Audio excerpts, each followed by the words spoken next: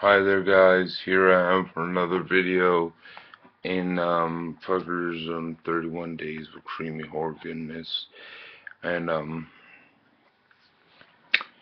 yeah, and this is we're starting filming this at 11:28 a.m.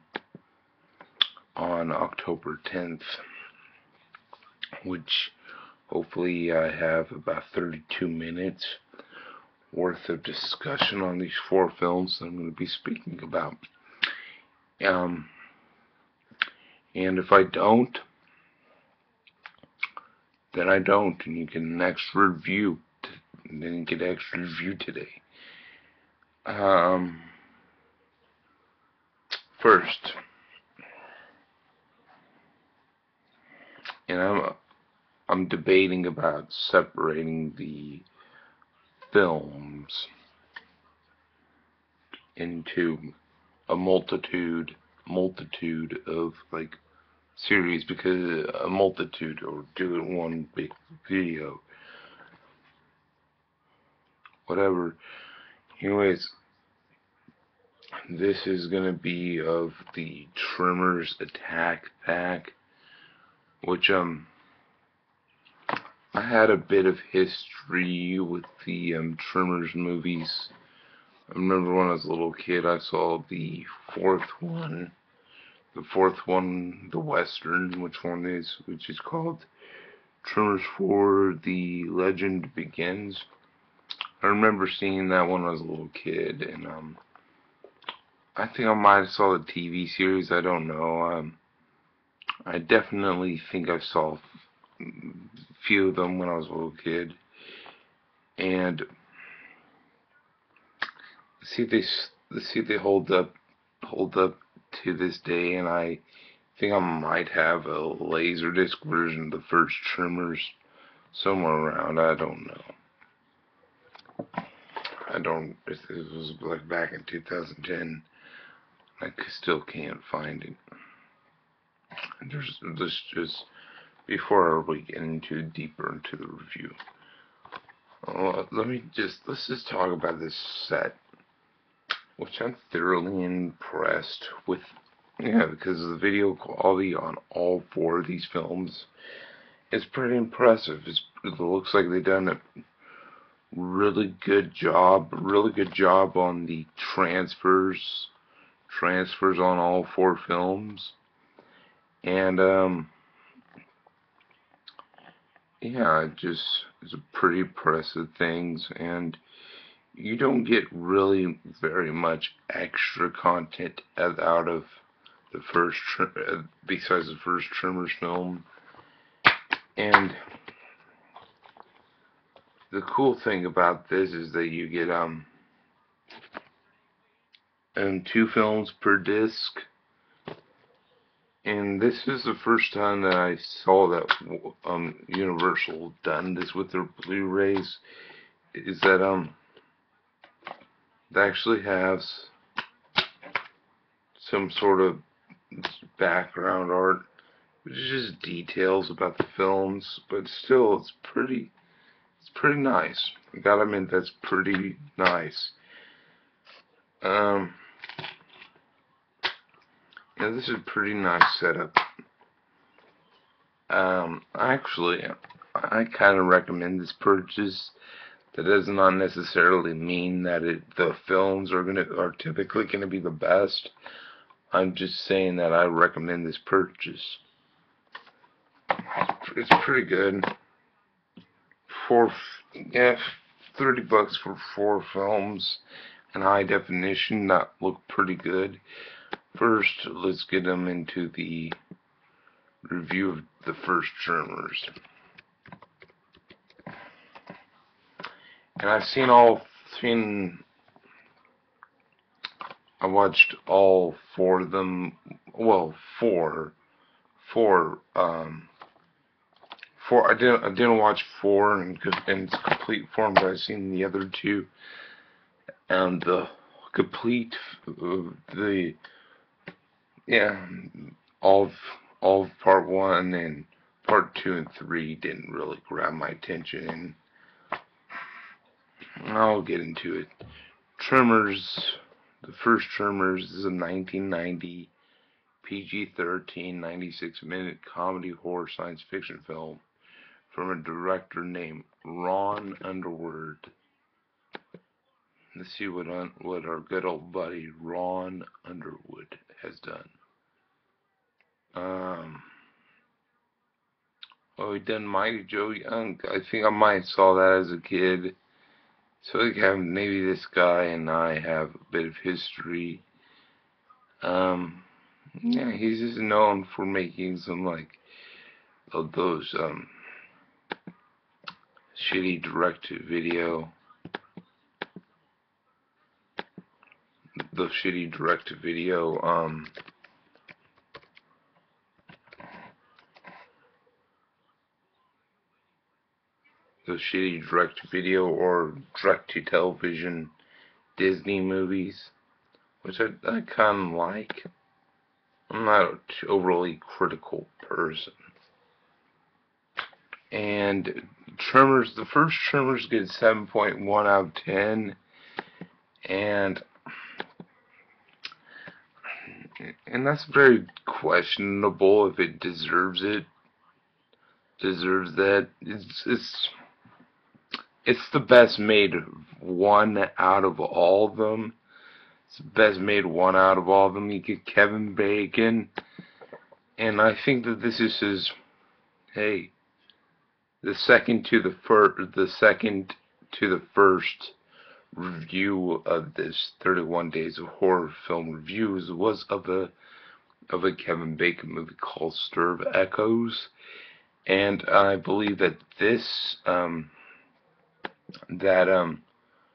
Tremors, Stir of Echoes, and Friday the 13th, the original, are Kevin Bacon's only horror films that he done, and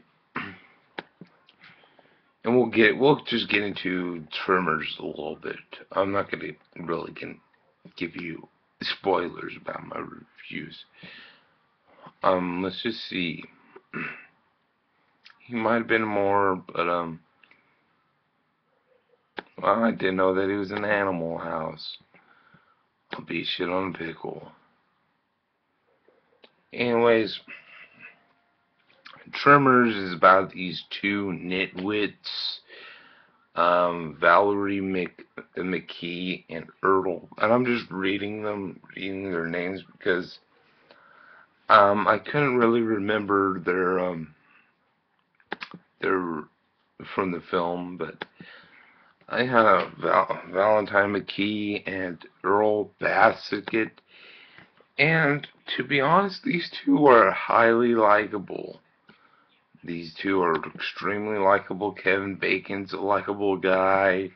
Valentine McKee's very likable character in this film.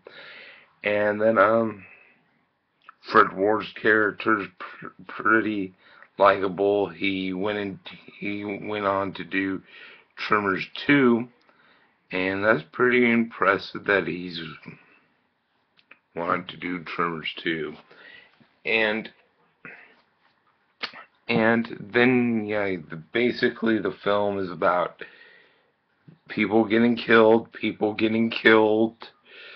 by these things underneath the ground. I believe that they are referred to as the graboids. And after that, except for the town of like really funny people, this kind of hot lady that Kevin Bacon hooks up with, and it's just ultimately, it's not typically a quality film. It's not really a quality film, but if you put it in comparison to the other three films in the series, it's definitely the one that has the most quality. If you're gonna say quality, I would say that Tremors 1 has the most quality It's a most quality production out of all four of them. And yeah, and then you just have like you have some pretty cool things like the design of the. I don't really get bothered by the facts because I honestly don't give a fuck about the facts of a film. I don't really think that that's too much of a. I don't really think that that's much of a critical draw of a film. Much of a critical. Nothing really much for me to be critical about. As long as that the film is a quality production with good writing, a good writing that provides some good characters and good plot, I'm all fine with that. I'm all fine with that. I don't really give a fuck about the effects. But um, I didn't typically like the way that the graboids look. Whatever's not a big draw against the film, and yeah, I kind of liked it. I kind of liked it. It's pretty cool. It's actually, if you think about it, it's basically Jaws on Earth. Jaws on it's basically Jaws on outside the ocean, outside of the sea. And it. I'm surprised that Tremors didn't really get people as scared, as moronically scared as people got with Jaws. But yeah, Tremors is it's a pretty decent film. A pretty decent film. It's definitely a good comedy. Isn't the highest quality of comedy, but it's still pretty good. Still pretty good. It isn't a bad film per se. It's watchable. It's watchable, and yeah. I was getting to its sequel, which I can't believe. Which I can't believe that this film even made a sequel, but it did. It did, and it's fuck. It's like this thing isn't fucking working.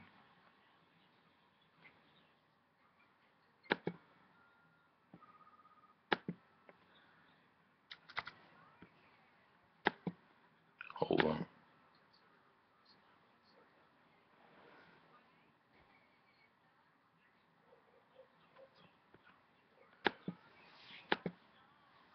I'm sorry about that. It fucking picks the most fucking inconvenient times to do it. Motherfucker. Anyways, fuck it. Let's just talk about it. I know this isn't going to be typical, but there's some shit. Anyways, Tremors 2 Aftershock is a direct-to-video sequel, I believe, to that came out in 1996. And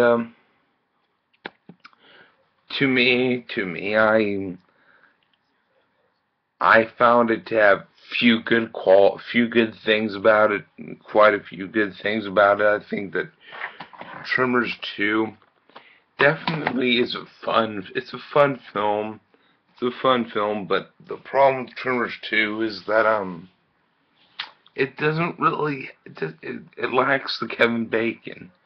The Bacon factor was what's missing from it, and it's nice that we got Fred Ward back, but I think that this is his only direct-to-video film that he's even been involved with. I think that he didn't really. Think that he thought, oh, this is gonna be a theatrical film. Theatrical film. I don't know what Kevin Bacon's bitching about, but I'm gonna do this. And yeah, I thought it was pretty decent. It's pretty good. Some people um, go up to Fred Ward's character and say, "Yo, do you want to help us out? Figure out this graboid situation over here?" And he accepts. And the problem I could see is that Fred Ward didn't seem energetic. In the first Tremors film, which you could see right there, in the first Tremors film, you could see that there was a sense of energy. There was a sense of, like, this guy was pretty fucking for this production. He's like, I want to make this film. I want to make it good. But unfortunately, he failed. He failed to make it good in this. He didn't really have any energy provided in the film. He just was there and just seemed like he didn't really want to be there. You got Michael Gross, who's in all four of these films. In the first three, he plays the same character, and that's pretty cool. And I honestly, despite the few cool things, and I'm shocked that Tremors 2 Aftershock is a PG-13 film. I'm not really pro-censorship.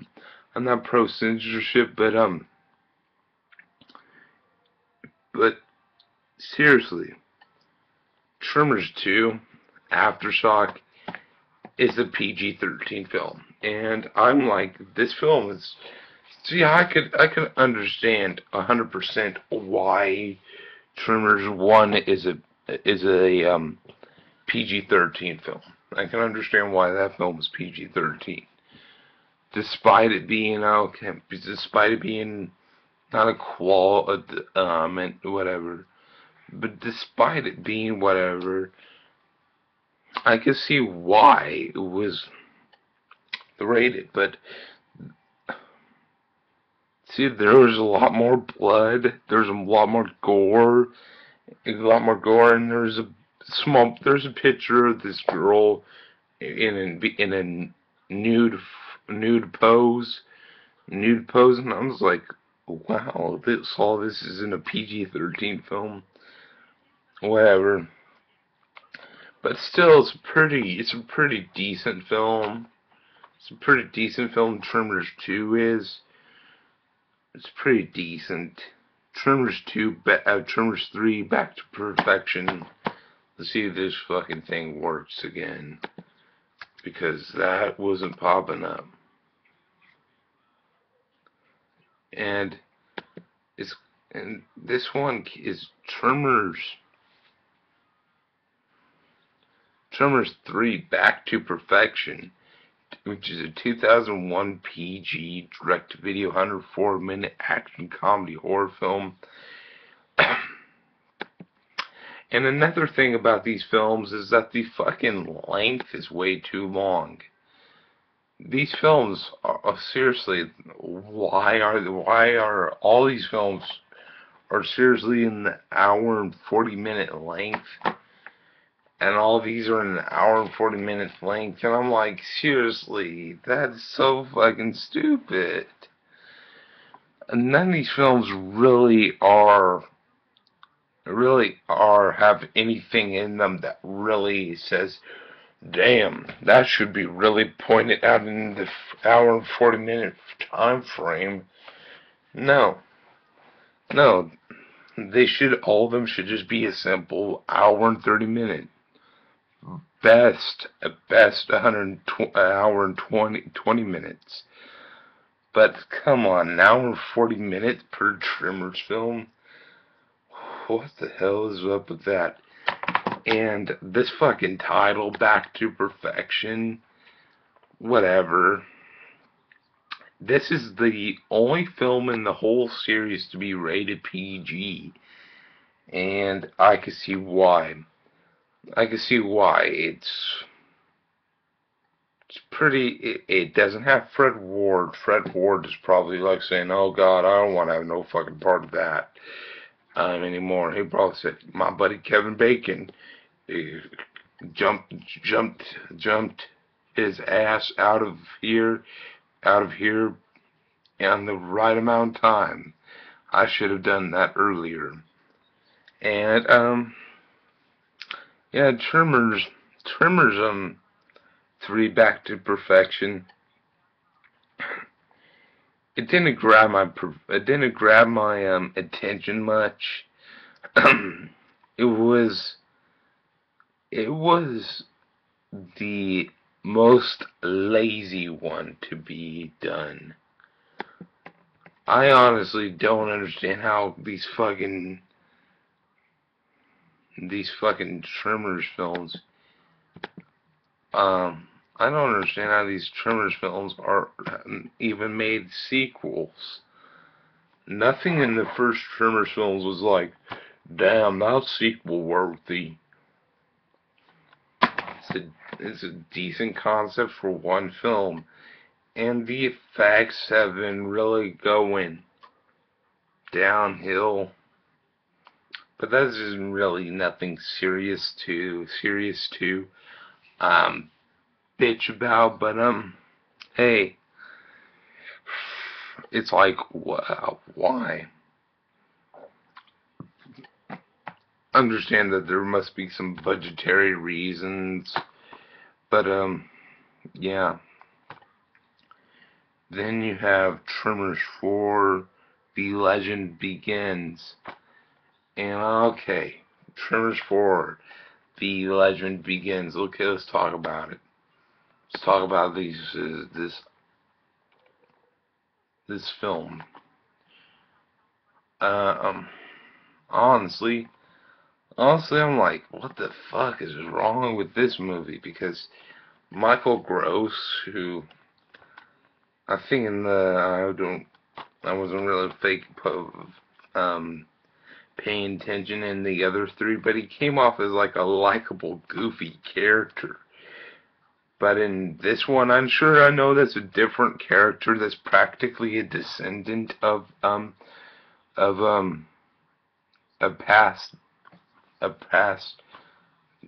You know that Michael Gross's character in the first three is a descendant of Michael Gross's character in part 4, and this guy came off as a dick. He was mean to a kid, and he just wasn't a typically likable guy. And I say it's pretty cool that they said it in the West. I tend to like the concept of horror franchises starting off in with their own worlds. Like From Dusk Till Dawn done a perfect example. I love, you know me, From Dusk Till Dawn is my favorite film of all time. But From Dusk Till Dawn did it good. You have your first From Dusk Till Dawn, great film, my favorite film. Then you have From Dusk Till Dawn 2, which is it's a good film. It's mediocre. It's mediocre. It's not bad. It's just mediocre. And then you have From Dusk Till Dawn 3, which is set in the West, and I'm like, that's pretty cool. That's pretty cool. It's set in the West, and while it's being set in the West, while it's being set in the West, you just pretty cool. That's pretty cool. And this one was set in the West, and it's pretty cool. So for From Dusk Till Dawn 3, with From Dusk Till Dawn 3, it just was better. It was a mediocre film. Sure was a mediocre film, but in From Dusk Till Dawn 3, came off as a more well-made film in comparison to Tremors 4, The Legend Begins, and yeah, I just didn't really care for the film much. It's honestly not the best. So if you came up to me and asked me, yeah, it's pretty cool. As films go along, they got shittier and shittier. Yeah. But I gotta admit that the set that Universal put out, is actually a pretty neat set. It's pretty quality set. It's decently put together. The 4 films included are, you get 4 films for the price. This is going for $30 for 4 films in high definition, and this isn't a cheapy release like those Echo Bridge releases, like that set that I'm taking a break from reviewing because I am not really anticipating reviewing a whole bunch of shitty fucking full moon movies. But yeah, I'm satisfied with this set of films. You got some entertaining, stuff at least. You got some semi-entertaining stuff in this set at least, and it's decently packaged. Yeah, and you got like 2 films per disc, and that's pretty cool. Pretty cool. I would have preferred each film gets its separate disc, but hey, whatever. There's nothing really to bitch about. It's just pretty cool that they put this out. This is seriously a really quality set. I like it. Um, do I recommend this for is this essential for every horror fan's collection? Um, is I do not know why I'm going to say this, but I'm going to say yes. Essential. You gotta at least have the first Tremors in the collection, and why not get Tremors 2, 3, and 4 included, included, included when you could get. Why not get 2, 3, and 4 included instead of buying that cheaper one that just has Tremors 1 for like $5? You could get, but seriously, you get the just the plain Jane Tremors Blu-ray and Costco for like $6.49. But I say fuck that. Get this. Get the set. I recommend it. It looks nice on the shelf. And sure, this is like, sure, back in the early 2000s they put out a DVD version of this, and this is just cosmetical things from that set to this set of it being the attack pack, but just besides cosmetical changes to make it look like a Blu-ray, cosmetical changes, it's still is pretty cool. It's way, always go with the Blu-ray version over the DVD version, because DVD fucking sucks. Yeah, yeah, this is pretty decent, little group of films. Plus you get deleted scenes, outtakes, behind the scenes featurettes, feature commentaries, and much more included in this set of 4 films. One fairly enjoyable, one fairly enjoyable film, and yeah, it's a mixed bag. None of these films have a few good things about them, but this is just a big old mixed bag. It was. I'm glad that I blind bought it. I'm seriously glad that I blind bought it. Yeah, this is still pretty interesting set. It's well put together. Um,